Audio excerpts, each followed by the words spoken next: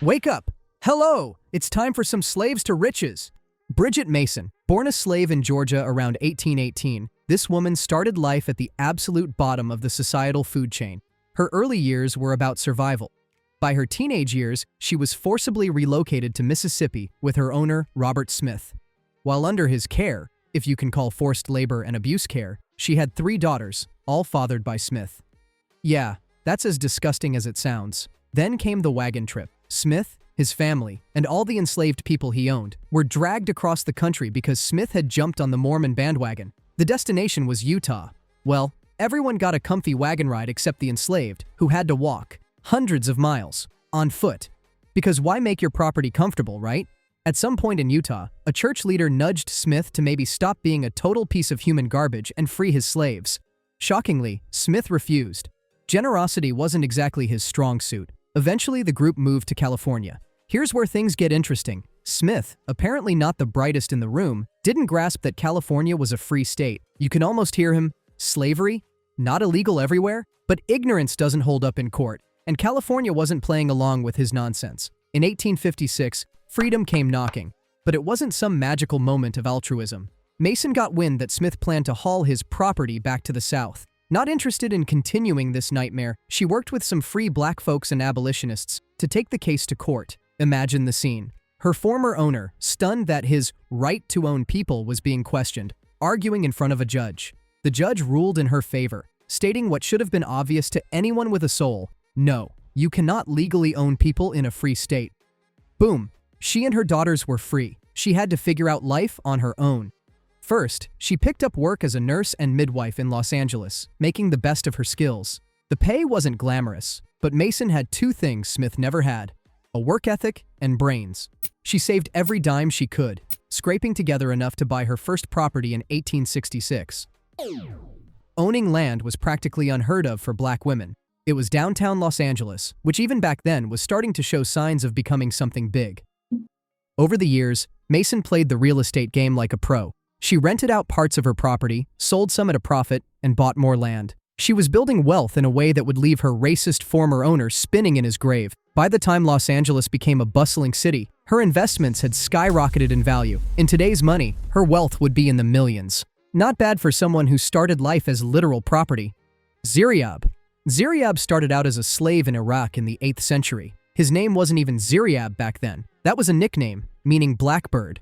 And yes, it was about his dark complexion and smooth voice. Anyway, he worked in the court of the Abbasid Caliph in Baghdad. The guy had talent, serious talent. As a musician and singer, he trained under Ishaq al-Mawsili, the top dog of musicians in Baghdad. But Ziryab, being good at his job, turned out to be a problem. Ishaq got jealous because, heaven forbid, someone be better than him. So Ziryab got the boot. No, not a find a new gig in the city kind of boot. He got kicked out of Baghdad completely, with a little death threat as a farewell gift. Ziryab wandered for a bit, finally landing in Al-Andalus, which is modern-day Spain. He showed up in Cordoba, where the Umayyad Caliphate was running the show. The ruler, Al-Hakam I, was intrigued by this wandering blackbird. Ziryab performed for him, and bam, job secured. He became a court musician. Not bad for a guy who was basically couch-surfing his way across the Muslim world. Al-Hakam kicked the bucket soon after, but his son, Abd al-Rahman II, took over and was all in on Ziryab. Turns out, Abd al-Rahman II loved luxury, music, and culture. Perfect match. He turned the Cordoba court into the medieval equivalent of a TikTok trend factory. First, the music. Ziryab innovated. He added a 5th string to the lute, which was apparently a big deal back then. He also introduced new styles of music and poetry performance, which made everyone else look like amateurs. His influence spread across Al-Andalus and even into Europe. So, yeah, if you like flamenco, give Ziryab a clap. It wouldn't exist without him. Then, he decided fashion needed fixing. Apparently, people didn't understand seasons back then because Ziryab told everyone to wear light clothes in summer and heavy ones in winter. He also introduced hairstyles that became all the rage, like short hair for men and bangs for women. Basically, he was the medieval Anna Wintour, minus the sunglasses. The guy even dictated what colors you should wear for each season. Food was next on his things to fix list. He brought table manners to Al-Andalus, which is just a polite way of saying people ate like animals before him. He introduced the concept of dining in courses. Soup first, then the main dish. and dessert last. Before this, it was probably just a free-for-all at the table. He also brought new recipes and ingredients, like asparagus. Ziryab became filthy rich from all this. He opened a music conservatory where he trained students, spreading his ideas and influence even further. His innovations didn't stay in Cordoba. They spread across the Muslim world and into Europe. By the time he was done, he was a one-man renaissance before the Renaissance even existed. Amanda America Dickson. Born in Georgia in 1849, Amanda America Dickson started her life under circumstances that would make most people cringe. Her mother, Julia, was a teenager and a slave, and her father, David Dickson, was a wealthy plantation owner. Let's just say this wasn't some Romeo and Juliet situation. Consent wasn't a thing back then, especially for enslaved women, so you can fill in the blanks on what that dynamic looked like. Amanda's early life wasn't what you'd expect for the child of a slave. David treated her like his daughter, not a servant. This wasn't because he suddenly discovered compassion. It was more about his obsession with controlling everything, including his own bloodline. She lived in the house with him, learned how to read and write, and grew up in an environment far removed from the backbreaking labor most enslaved people endured. This setup didn't make her popular with anyone. The enslaved community saw her as privileged, while white society didn't know what to do with a mixed-race girl being educated and doted on by a white man. When David's health took a nosedive in 1885, he left a will that would make any Southern aristocrat choke on their bourbon. Instead of passing his estate to his white relatives, he left almost everything, worth about $300,000 at the time, which would be millions today, to Amanda. Yes, the daughter of a slave got the plantation, the money, and all the power that came with it. David's white relatives, predictably, lost their minds. They dragged Amanda through the courts, arguing that a black woman, and the child of a slave at that, couldn't possibly inherit property.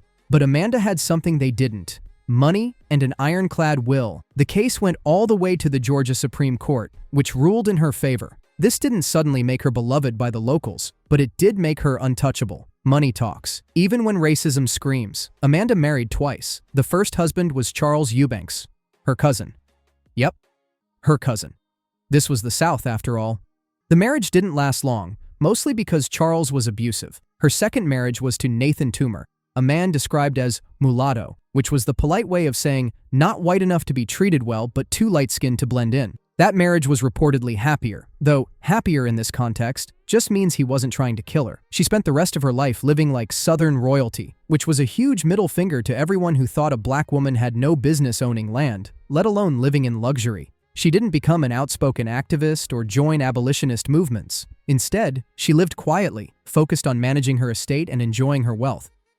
Malik Ambar. Born in Ethiopia around 1548, Malik got snatched by slave traders as a kid. He was ripped from his home, thrown on a ship, and sold like cattle. He ended up in Yemen, where his name was erased because apparently slavery comes with a free identity wipe. Some guy renamed him Ambar and sold him again, this time to a Baghdad merchant. The merchant figured a smart slave could be profitable, and Ambar? He was sharp. He soaked up languages, learned about money, and mastered the same bureaucracy that enslaved him. Eventually, the merchant freed him, but let's not pretend that meant a happy ending. Ambar landed in India, broke, and probably pissed at the world. In India, he joined a mercenary group in the Deccan. Turns out, he was a natural at warfare. He climbed the ranks fast and caught the attention of Chand Bibi, the ruler of the Ahmadnagar Sultanate. She saw his talent, and by the late 1500s, Ambar was running the Sultanate's military. He mastered guerrilla tactics, turned his soldiers into elite fighters, and made life hell for the Mughal Empire. His troops would attack, vanish, and leave the Mughals scratching their heads. He reorganized the government, fixed the economy, and revamped taxes. A former slave was now deciding how much cash landowners owed the kingdom. By this point, Ambar was filthy rich. He owned land, built alliances, and used his wealth to fund irrigation systems and public works. Of course, his success made him enemies. The Mughals hated him because he was one of the few leaders who could actually hold them off. He spent years humiliating them in battle, tormenting both Emperor Akbar and his son, Jahangir. By the early 1600s, Ambar hit his peak. He founded the city of Kirki, later Aurangabad, filling it with schools, mosques, and markets. He even supported the arts, because being a military genius and economic reformer wasn't enough for him. James Forten. Born in 1766 in Philadelphia, this kid had free black parents, which wasn't a ticket to wealth or comfort. He managed to get some basic education and skills growing up, but life wasn't about to hand him anything easy. At 15, he jumped into the mess of the American Revolution, working on a ship called the Royal Lewis for the Continental Navy. You'd think being a teenager at war was bad enough, but then the British showed up, captured the ship, and took him prisoner. Most people in his shoes ended up shipped off to some hellish labor in the Caribbean. He didn't though, because a British officer cut him a break and sent him back to Philadelphia. Lucky? Sure. Fun? Definitely not. Once back in Philly, he had to figure out a new plan. He started an apprenticeship with a sailmaker named Robert Bridges, who handed him the entire sailmaking trade. By his early 20s, this guy was improving how they were made. He came up with a device that made the whole process faster and better. That invention was the kind of thing that made money. Bridges retired and passed the business over to him, which was a huge deal at the time. A black man running his own operation in a world built to keep him down? Pretty rare. By the 1830s, the sailmaking business was raking it in. His fortune hit about $100,000, which today would be worth around $2.5 million. He could have stopped there, sitting on his pile of cash, but no, he wasn't about to just watch the world burn while he counted coins. He used his money and influence to fight against slavery. He straight up refused to do business with ships tied to the slave trade. That probably cost him some contracts, but he didn't care. His principles came first. During the War of 1812, when things were heating up again, he went all in for the community. He helped organize 2,500 black volunteers to defend Philadelphia. Beyond that, he poured his money into anti-slavery efforts, education, and anything else that could make life better for others. Toussaint Louverture. Toussaint Louverture started life as a slave in Haiti, or as it was known back then, Saint-Domingue, because France needed a catchy name for their sugar and coffee empire built on human suffering. He was born around 1743. Though no one bothered keeping track of slaves' birthdays because, shocker, they weren't considered people.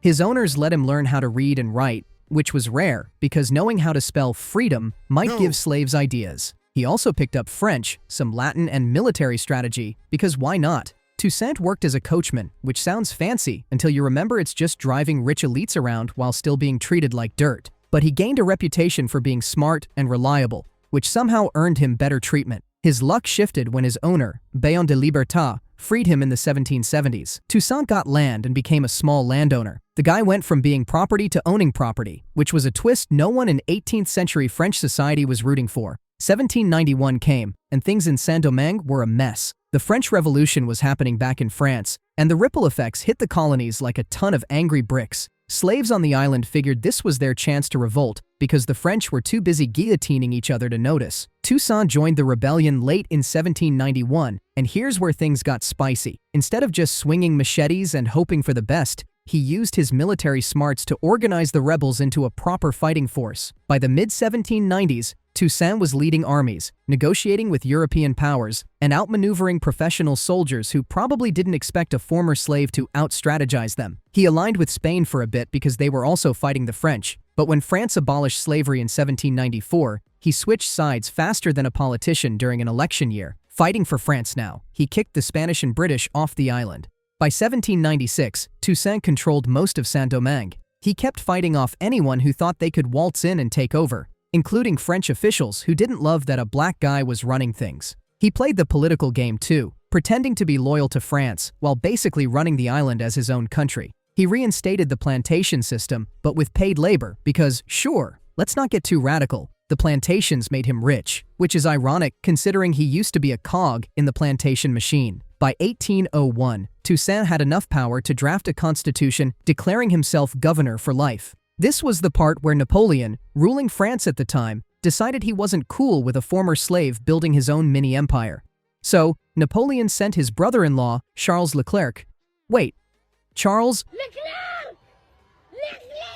So yeah, he assigned Leclerc to take Saint-Domingue back. Toussaint didn't welcome them with a red carpet though. Instead, he fought a brutal guerrilla war that made life miserable for Leclerc and his troops. Disease also helped, because nothing says, "Welcome to the tropics," like yellow fever, wiping out half your army. Eventually, Toussaint agreed to a truce in 1802 because even he knew when to call a timeout. But shocker, the French double-crossed him. They arrested him, shipped him to France, and threw him in a prison cell in the Jura Mountains. He died there in 1803. William Alexander Leidesdorff Jr., born in 1810 in the Virgin Islands, the son of a Danish sugar planter and a mother of African and Spanish heritage, grew up in circumstances that were rare for the time. By adulthood, he had entered the shipping business, starting his career in New Orleans. He worked in trade and navigation, eventually building enough experience to set his sights on California. In 1841, he captained the Julia Ann, a schooner weighing 106 tons, and arrived in California. Back then, California was just a sparsely populated territory under Mexican rule, but it had potential for someone with ambition. He got to work immediately, setting up multiple businesses. He operated a shipyard, a lumber yard, and a ship chandlery shop. His ventures were profitable, and he quickly became one of the prominent figures in the growing settlement of Yerba Buena, later renamed San Francisco. By the mid-1840s, his wealth and influence grew significantly. He became a U.S. citizen, which opened doors to political opportunities. He served as the treasurer of San Francisco, managing the city's finances while continuing to expand his private ventures. He also constructed the first hotel in the city, creating yet another source of income and cementing his role as a cornerstone of the local economy.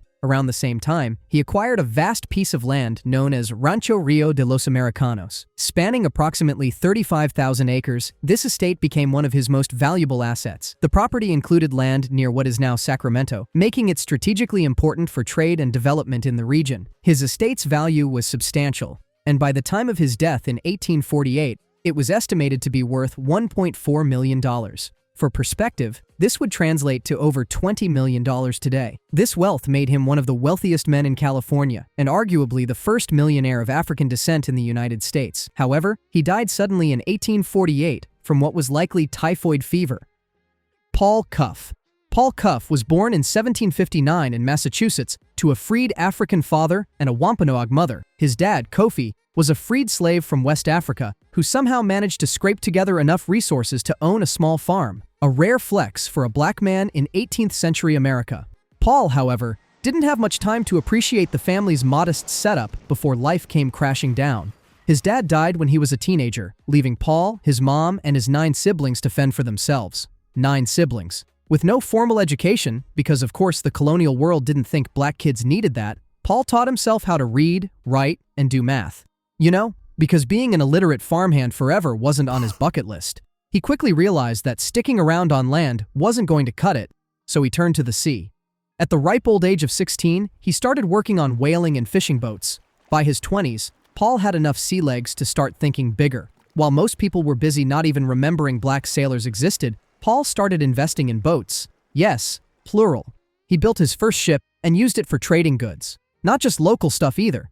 He had roots to the West Indies and even Europe. And let's not act like the world made it easy for him. The American Revolution wasn't exactly a golden age for free trade, and British ships loved to harass anyone who didn't wave their flag. Cuffe dealt with piracy, blockades, and general 18th century chaos. You know, the usual for a guy trying to make an honest living. Somewhere along the line, Paul got it into his head that he could use his wealth for something other than just hoarding it. Wild idea, I know. He became a vocal supporter of colonization, not the European pillaging kind, but the send black folks to Africa to start new lives kind. He thought free black people would have better chances in Sierra Leone than in racist America. Was he right? Debatable. But you can't say the guy didn't try. In 1811, he used his own money to transport a group of free black settlers to Sierra Leone. The trip was expensive, controversial, and didn't exactly fix racism. But hey, points for effort. By the time he died in 1817, Paul Cuffe was one of the wealthiest black men in America. Not bad for a guy who started life with nothing but his dad's name and a whole lot of bad odds. Robert Gordon. In 1846, a former slave managed to pull off something most people wouldn't even dream of back then. He bought his freedom. That's right, he paid his way out of a system designed to keep people like him at the very bottom. And how did he follow up that little miracle? By going into the coal business a year later, in 1847, he dropped $15,000, yes, 15 grand, on a coal yard in Cincinnati. Now, in today's money, that's enough to make your wallet cry, but back then, that was an absurd amount of cash for someone who'd been enslaved. Of course, as you'd expect, the local white coal dealers weren't thrilled about this guy setting up shop. They were used to having things their way, and seeing someone who'd been enslaved step into their territory wasn't exactly their idea of a good time. So, what did they do? They slashed their coal prices, thinking they could undercut him and run him out of business. Real original plan, but he didn't play along. Instead of jumping into some price war he couldn't afford, he decided to outsmart them. He started stockpiling his coal, building up a reserve like it was a game of survival. But that wasn't all. He had another trick up his sleeve. Knowing that his competitors wouldn't sell to him directly, he hired biracial men who could pass as white to buy up all the cheap coal his rivals were practically giving away. While they were busy bleeding money to drive him out, he was quietly stacking up a nice little stockpile of their own product. Then came the winter freeze. Rivers and waterways froze over, which meant coal shipments couldn't get through. Suddenly, all those white coal dealers with their brilliant price-cutting strategy had a problem. They couldn't replenish their supplies. Meanwhile, his stockpile was sitting pretty, ready to sell at full price to anyone desperate enough to pay. And everyone was desperate. Jean-Baptiste Point du Sable. He was born sometime around 1745, probably in Haiti, which was still under French colonial rule. His parents? One was an enslaved African woman, and the other was probably a French sailor who couldn't keep it in his pants. Thanks to his dad's French connection, Jean-Baptiste got a little bit of an education. Don't expect anything fancy, basic stuff, but enough to set him apart from other enslaved kids. At some point, he made his way up north, traveling along the Mississippi River like some kind of 18th century wanderer. By the 1770s, he was in the Great Lakes region, and this is where things got interesting. He married a Native American woman named Kittihawa, who was from the Potawatomi tribe. By the late 1770s, he set up a trading post near what is now Chicago. Back then, Chicago wasn't even a city. It was just swampy land with some trails. His trading post became a hub for fur traders, Native Americans, and pretty much anyone passing through. He dealt in fur, grain, and other goods, making connections with French, British, and native traders. If networking were an Olympic sport, he'd have a gold medal. He built a whole-ass estate. His property had a house, barns, a dairy, a smokehouse, and a workshop. In 1790, people described his house as luxurious, which is hilarious because this was the 18th century, and luxury probably meant having 2 chairs instead of 1. But for the time and place, Point du Sable was living like a king. He leveraged his connections with the Potawatomi tribe and knew how to work the French, British, and Americans, even though they were constantly at each other's throats. He stayed neutral during the Revolutionary War, which probably saved his business and his life. Neutrality in a war-torn trading zone is the equivalent of walking a tightrope over a pit of hungry alligators, but he pulled it off. In 1800, Point du Sable sold his estate to a guy named John Kinsey, who would later get a lot of credit for being the father of Chicago. It's worth pointing out that Kinsey wasn't the father of anything. He just bought Point du Sable's stuff and slapped his name on it. After selling his estate, Point du Sable moved to Missouri. Why? Maybe he was tired of Chicago's swampy vibes, or maybe he just wanted to cash out and live quietly. He settled in St. Charles, Missouri, where he lived until his death in 1818. So here I am, not knowing how to end the video.